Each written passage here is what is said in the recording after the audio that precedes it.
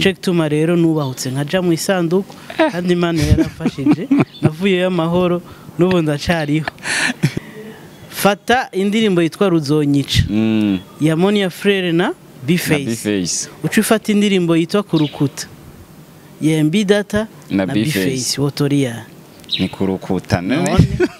none wabonye impamvu Kurukuta ariyo yatsinze ikinjiramo ako twari twagerageje kugira twinjize basi igitsina Monia Frere ariko biranga.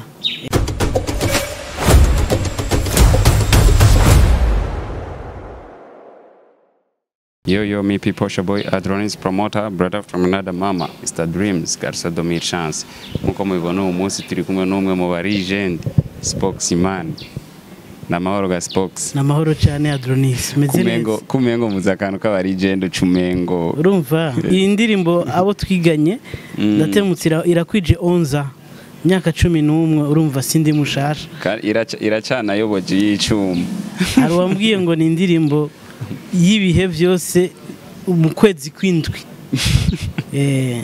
si mu kwindwi gusa urazi nk'ubunya nk'abanyeshuri bagiye mu ma exam sivyo bariko barakora ama exam turacari mu gice cyambere sivyo urashobora kubona ati ibi bintu kuntu bigenze ndabona uwo mwaka wose kweri wapi ntibirande kare asha baze baragerageza mu kwa kabiri bazokwira trapa yego ya ni Spokesman benshi bazi ku ndirimbo zigiye zitandukanye nyinshi zandatemutse sasa rero Spokes fise ikibazo maze imyaka ine nshaka kukubaza ariko ntigeze ndahikubaza haba kuri WhatsApp canke Spokes isandugu iri mu bintu novuga ngo uretse abarundi gusa abantu benshi batinya iki isandugu iri mu bintu abantu benshi batinya sivyo kumvise isandugu cyangwa nayibonye uba wumva umengo wapi sasa rero Spokes kuyijamwo ari muzima mbo ntaworeka kubitinya sinabaye wa mbere na Nziza Desire yarayinjiyemo muri kula kulipa je nanje nifise ubwoba ariko ndavuga ati none ko ndiko ndakina ibintu sinokina naririmbye ko ndi muri piscine nce nambara costume nje muri piscine nambaye costume babikwiye ko nkura nkambara mayo dobe rero je nk'indirimbo zanje nkunda muri clip nerekane bijya nyine nakini bigira kuraririmba bijya naririmbye aba ari byo nkina check tuma rero nubahutse nkaja mu isanduku kandi Imana yarafashije navuye y'amahoro nubu ndacariho ya hari akantu abantu bakunda kuvuga ijambo ngo kwisema sivyo umuntu agakora ikintu akavuga ati none umuntu kwera ibi bintu hekaragira nk'ubu byo ca biba sinibaza vraiment ego ya cyo kibazo narinda gifise imyaka myinshi kubera ko biri mu bintu abantu benshi batinya kandi byogorana si benshi boshobora kubikora ego turaje rero kugira ngo ntitwirirwe turarandira ahanini tuvuge ku byatuzanye tuje na top 7 ndibuka yuko Spokes uri mu bantu bakunda gutegura ibintu byinshi bigiye bitandukanye ariko entre tatarinjira muri top 7 Miss Burundi yaba ku mwaka ariko uyu mwaka nayo twiteze bisigura yuko ngira ngo Miss ahari kino gihe nubibihe byose azogumaho gushika habonetse yindi company itegura Miss Burundi sasa ko tuzi Dushi Entertainment itegura ibiteramo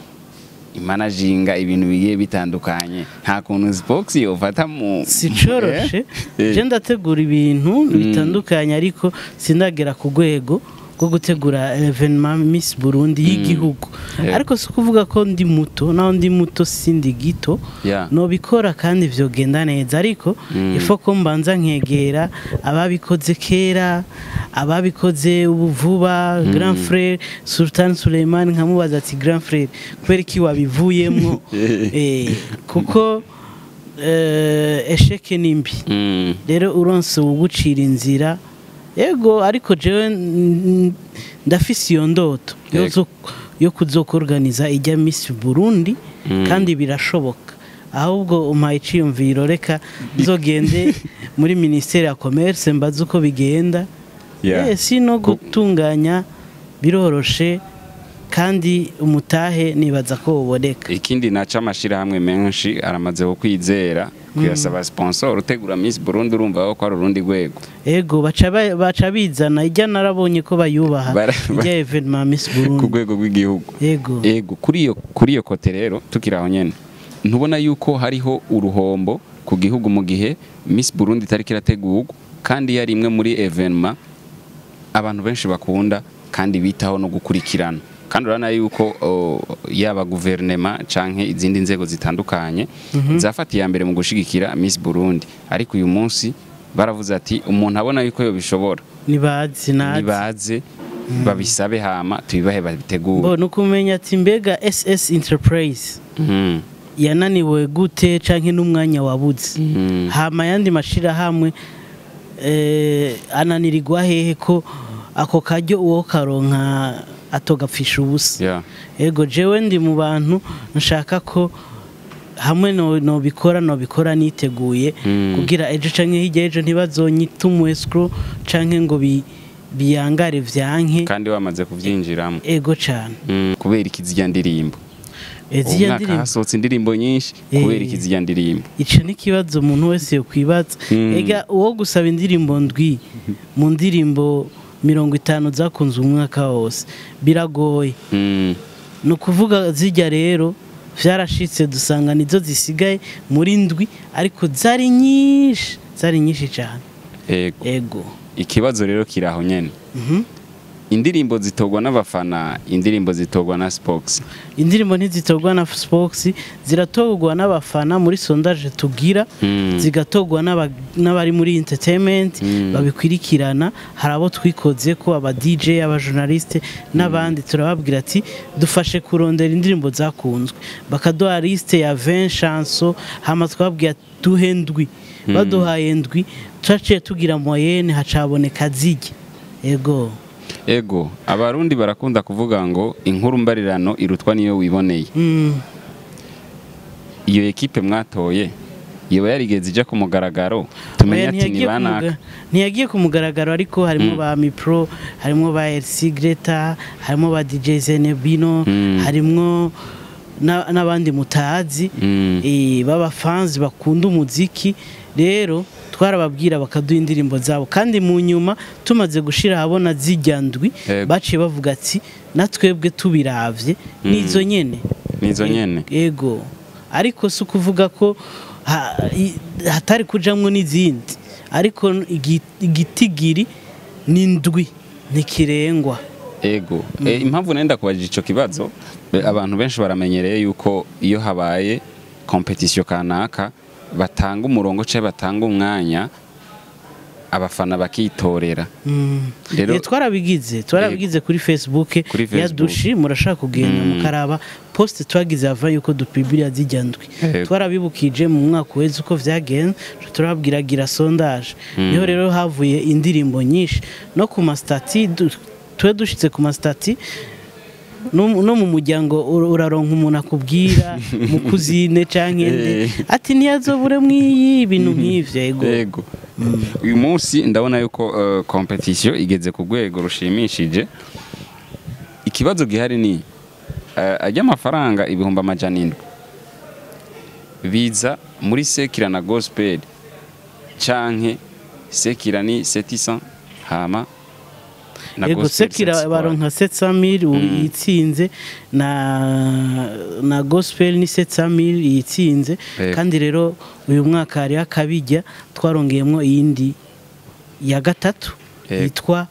upcoming artist, new upcoming artist. Tugenda turatera intambwe kuko tuzogera n'igihe tuzoba dufite amakategori arenga 20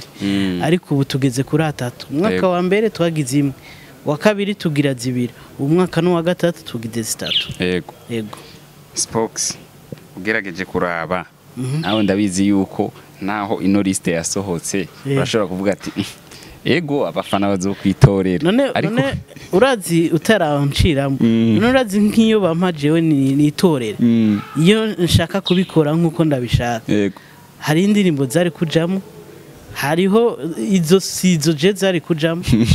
ariko kubera ko Dushi Entertainment atari umuntu ari entreprise twarubahirije ivyo abo twizeye baduhaye yego tukiraho muri izi za Sekira turabonamo kubaze wenyene ni kibazo mbwira indirimbo ndwi zakunzwe umwaka wose muri Sekira urumva izi mwashizemo ngaha onya ziri urazemera ari ego ndazemera okay mbwira izindi ndwi ndazemera ariko ikibazo nuko naho nokubwira nubundi ntiza kujamo nibihinduka ariko uraza gusanga nizo zarakunzwe yego zarakunzwe niyo mpamvu nawe uvuze ati iyo ari je ndavyikorera hari izindi nari gushiramwe rero nkuko wari gushiramwe izindi ni nkuko nundi mufana aravye avuga ati burya iya nakijamwe vyari kugenda neza reka twakira izindi zahuriye nk'ubu je ndumufana urabona nkaho ko hatagiyemwe umukobwa kandi je ndumufana wa Vanny Ice wa Monia Frey barakoze ni kubera ko atandirimbo nimwe y'umukobwa irimwo ivyo byose ucuvyibaza nubundi ico kiza kuba muri vya bintu bavuga ngo kubera iki mwegeranije abahungu gusa kandi n'abakobwa twasanze abahungu bakora kuruta abakobwa ego ariko hari gihe haba ikintu cyo kuvuga ati akarorero akabazo kamwe fata indirimbo yitwa Ruzonyica ya Monia Frere na B-Face ucufata indirimbo yitwa Kurukuta ya MB Data na B-Face wotoria ni kurukuta none wabonye impamvu Kurukuta ariyo yatsinze ikinjiramo ako twari twagerageje kugira twinjize basi igitsina Monia Frere ariko biranga nuko ubu rero urumva kuri wewe nk'ubu nk'akarorero izi ndirimbo indwi ziri muri Sekira hariho Kurukuta hariho Kosho Isezerano Je vais bien Kazimimana Inkunda Kwepa n'ijyanyuma Spox tutabeshanye ngo nituje ku ruhande si uzovota sivyo si uzovota bazovota barahari ariko nkaho wo guhati tora mwimwe ubona yuko yotahukana no higana umajije ico kibazo zose imwe yose Kurukuta itsinze ni bon irabikwiye Kazimimana Ikunda ni bon irabikwiye ukwefite ikibazo canje erega izo ndirimbo zose zirangana amahirwe voilà niyo mpamvu nakubwiye nti abafana nibo bazovota sivyo ariko kubgawe jewe izo tsinda ntirimwo ngaho kubganje jewe iyo nkunda ntirimwo ngaho kuko jewe iyo nitorera sinari gushira mwiza uri umunyabwenge yego ico kibazo nari kubajije mfise impamvu ntaco kunkwefye ntaco sawa ngerageje kuraba mu mavote kuri Facebook urabona yuko Isezerano na Je vais bien byabaye umuriro yego antuka n'umuntu yakoze iyi afishe hari ukuntu yabikurikiranije ngira ngo yari yabonye yuko ahubwo hari gihe umuntu akora afishe ugasanga indirimbo atanguje ukamengo niyo yashaka guha amahirwe ariko bikaba bitangaje kubona nk'indirimbo iri hagati canke iri munsi niri kirakundwa cyane yego urumva nkawe MB Data yarahawe amahirwe yo gutangura ariko urumva mu mavote nta mahirwe nkaho rero ndazi ko abantu bovuga kubera iki mwantanguje naka ariko tuze turareka kwidoga kuko abafanzi barahari indirimbo barayikura ahiri ku nimero yayo ego naho nariko ndakubwira ugerageje kuraba Isezerano ya Melanin Boy na Je vais bien ya Sadbi urana yuko nizo zibiri wotoya oya ziri muri competition ziri muri competition sivabye cyangwa urafise Isezerano oya urumva byose ni sawa Isezerano ribari hari kandi bameze neza ndafise Isezerano kandi Je vais bien kandi Kazimimana Inkunda iyo umuntu akabajije akantu ugerageza kunyegeza ntiwerekana aho hagaze je ntaho mpagaze nk'umu organisateur nifuza ko ibintu vyoba mu muco kandi bikagenda neza yego ntubona ngaho ko amavote ariko aragenduka hazobaho na jiri irimwe ba Pacifique Nzitonda je ndazi ko ibintu bizogenda neza atawuzo kwidoga yego tuje kuri gospel muri gospel urabona yuko hohorera ibintu byabaye urudubi hariho Zoe hariho Yitwa Imana Imana y'akandi karyo ya Miss ndafise impamvu aranzigama birakumvira. Ugerageje kuraba mu mavote urabona yuko indirimbo zowe hamwe n'Imana y'akandi karyo n'umuriro kandi ikindi naco iyi MTC bano baririmbye pasiteri wabo ni Lopez akaba ariwe yaririmbye Imana y'akandi karyo. Ibi bintu ni biki kandi umengo bose bari muri eglise imwe Lopez ni pasiteri w'iyo eglise MTC sengeramo. None bizogenda gute azotsinda abana canke azotsinda umuvyeyi byose birashoboka kandi nta uzoshavura hatsinze umuvyeyi bazocelebra bose kumenga umuvyeyi ni waronderera abana ariko haragera igihe n'abana bakubita uturaka hirya no hino bagata ego mzee urabona yuko ino industry muri ino Miss hari hagacerere ariko iyi competition iriko irakora ibintu novuga ngo nukuri aho papa n'umwana basigaye baja muri competition bagakompeta ntivyoroshe. Spox sabwe duhora tubona iyo hageze gutanga amatrofe harabaho kurihisha mbega uno mwaka ko wavuze yuko ushaka yuko umwaka wacu urangira neza nta kuntu entre yoba gratuit. Ndavyibaza ko izoba gratuit ni gratuit ariko izoba ari par invitation kuko bivanye n'ikibanza tuzokoreramo ni gratuit vraiment. Ivyo bashake babe baravyumvira gusa umuntu abishoboye azoterera umuntu abishoboye azotanga amafaranga ariko kwinjira ni gratuit. Invitation ya Akiwacu Media antuka irahari ya Akiwacu Media n'abafana batanu ba Akiwacu Media. Iyi video ndaza kuyikata ndayishire kuri stati turahaye utabikurikije nzoyigarukana oya kabisa isigura yuko amatiki invitation oya abafana batanu ego turashimiye Spokesman turabashimiye namwe kuko kino gikorwa muri ko murakora kirakomeye turabashimiye ego Spox nigiki wosaba abafana muri bino bintu by'amatora biriko biraba nibirukire ku mbuga za dushi batore reka amajambo mutore vraiment kandi jambo rinini rifise mwebwe mwibuke ko haburana babiri agatsinda umwe ariko nimwe muzocugo rubanza. Ego uravuze ngo nimwe dukorera habaye imyidogo myinshi abafana bavuga ngo ndetse no mu baririmbyi yarabaye abantu bategura ibintu by'amakompetition baduha amashugwe kaduha ngo amatrofe ata envelope. None je ntibisiko hari envelope mbega Spox award nanye nizo kubera iki wewe ariko akora ivyo gutanga amafaranga mu gihe abandi batanga amashugwe. Jewe urambona kwanza abantu bategura ama competition bararonka ama sponsor menshi none ayo mahera bayashira he ko je batana ama sponsor menshi ndonka ariko batanga amafaranga ni kubera iki umukozi mwiza abegwa n'impembo. Ego tukiri kuri ico kintu nyene urabona yuko harabayeho mu mwaka uheze amasponsoro menshi y'amashirahamwe agiye atandukanye mbega uno mwaka naho bimeze gute kubijanye n'amasponsoro? Jewe nashaka gusaba abantu bariko baradukwirikirana bose hari aba partenaire bacu bamaho vraiment turamutse abo muri Assurance BK United Scholar Center Rockstone Kingdom nashaka ndabasabe abantu b'amashirahamwe atandukanye kandi n'akaryo ko kumenyekanisha ivyanyu tubahe visibility nimuzane ubwo buryo mushigikire ino evenement natwe tubahe visibility. Ego turashima ko abo turiko turitura bariko baratwumvira turacarindiri nibaza ko tuzoshira habona rimwe na rimwe abasponsoro bacu vuba cyane. Ego Spox reka tugushimire kuri kano kanya waduhaye. Nanje ndashimiye Akiwacu Media yatugendeye kandi n'ukuri Imana ibahezagire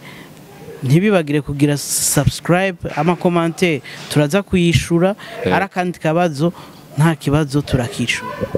Reka ndabashimire mwebwe namwe mwese mwariko muradukurikirana nkuko mubibona yari Spokesman na Dushi Entertainment. Kandi abashimire twongera tubamenyesha yuko tuzokwishikira muri competition finale kugira ngo tubaereke n'ingene ibintu byarangiye n'abatsinze. Ciao ciao.